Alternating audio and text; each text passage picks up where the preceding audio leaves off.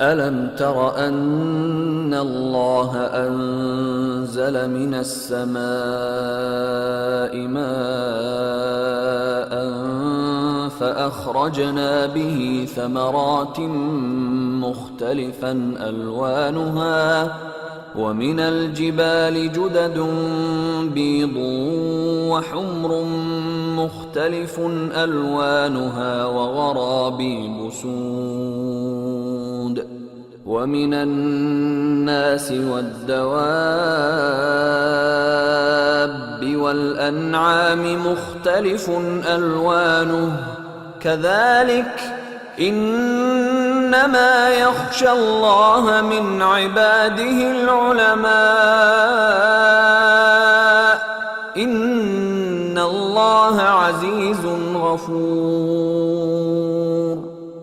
إن الذين يتلون كتاب الله وأقاموا الصلاة وأنفقوا مما رزقناهم سرا وعلانية يرجون تجارة لن تبور ليوفيهم أجورهم ويزيدهم من فضله إنه غفور شكور والذي أوحينا إليك من الكتاب هو الحق مصدقا لما بين يديه إن الله بعباده لخبير بصير ثم أورثنا الكتاب الذين اصطفينا من عبادنا فمنهم ظالم لنفسه ومنهم مقتصد ومنهم سابق بالخيرات بإذن الله ذلك هو الفضل الكبير جنات عدن يدخلونها يحلون فيها من أساور من ذهب ولؤلؤا ولباسهم فيها حرير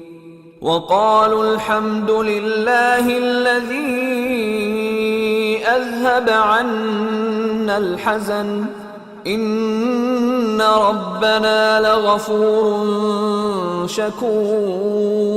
شكور الذي أحلنا دار المقامة من فضله لا يمسنا فيها نصب ولا يمسنا فيها لغوب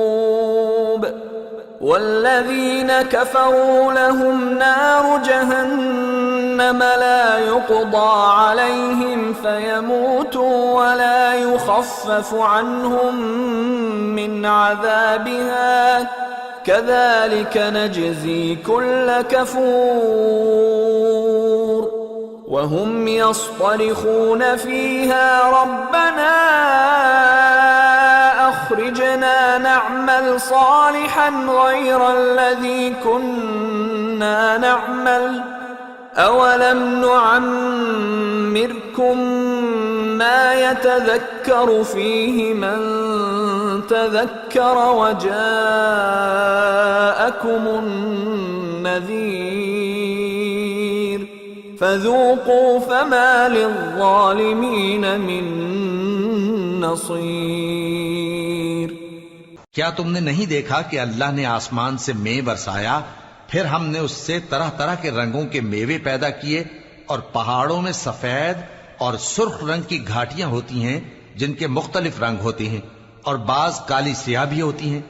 और इंसानों और जानवरों और मवेशियों के भी कई तरह के रंग होते हैं। अल्लाह से तो उसके बंदों में से वही डरते हैं जो साहिब इल्म है, बेशक अल्लाह गालिब है, बख्शने वाला है। जो लोग अल्लाह की किताब पढ़ते और नमाज की पाबंदी करते हैं और जो कुछ हमने उनको दिया है उसमें से पोशीदा और जाहिर खर्च करते हैं, वो उस तिजारत के फायदे के उम्मीदवार हैं जो कभी तबाह नहीं होगी। کیونکہ اللہ ان کو پورا پورا بدلہ دے گا اور اپنے فضل سے کچھ زیادہ بھی دے گا۔ وہ تو بخشنے والا ہے، قدردان ہے۔ اور یہ کتاب جو ہم نے تمہاری طرف بھیجی ہے برحق ہے، اور ان کتابوں کی تصدیق کرتی ہے جو اس سے پہلے کی ہیں۔ بے شک اللہ اپنے بندوں سے خبردار ہے اور ان کو دیکھنے والا ہے۔ پھر ہم نے ان لوگوں کو کتاب کا وارث ٹھہرایا جن کو اپنے بندوں میں سے برگزیدہ کیا، تو کچھ تو ان میں سے اپنے آپ پر ظلم کرتے ہیں اور کچھ میانہ رو ہیں، اور کچھ اللہ کے حکم سے نیکیوں میں آگے نکل جانے والے ہیں۔ یہی بڑا فضل ہے۔ ان لوگوں کے لیے ہمیشہ رہنے والی جنتیں ہیں جن میں وہ داخل ہوں گے، وہاں ان کو سونے کے کنگن اور موتی پہنائے جائیں گے اور ان کی پوشاک ریشمی ہوگی۔ وہ کہیں گے کہ اللہ کا شکر ہے جس نے ہم سے رنج و غم دور کیا، بے شک ہمارا پروردگار بخشنے والا ہے، قدردان ہے۔ جس نے ہم کو اپنے فضل سے ہمیشہ کے رہنے کے گھر میں اتارا، یہاں نہ تو ہم کو کوئی تکلیف پہنچے گی اور نہ تکان ہی ہوگی۔ اور جن لوگوں نے کفر کیا ان کے لیے دوزخ کی آگ ہے، نہ انہیں موت ہی آئے گی کہ مر جائیں، اور نہ دوزخ کا عذاب ہی ان سے ہلکا کیا جائے گا۔ ہم ہر ایک ناشکرے کو ایسا ہی بدلہ دیا کرتے ہیں۔ وہ اس میں چلائیں گے کہ اے پروردگار ہم کو نکال لے، اب ہم نیک عمل کیا کریں گے نہ کہ وہ جو پہلے کرتے تھے۔ کیا ہم نے تم کو اتنی عمر نہیں دی تھی کہ اس میں جو سوچنا چاہتا سوچ لیتا، اور تمہارے پاس ڈرانے والا بھی آیا تھا؟ تو اب مزے چکھو، ظالموں کا کوئی مددگار نہیں۔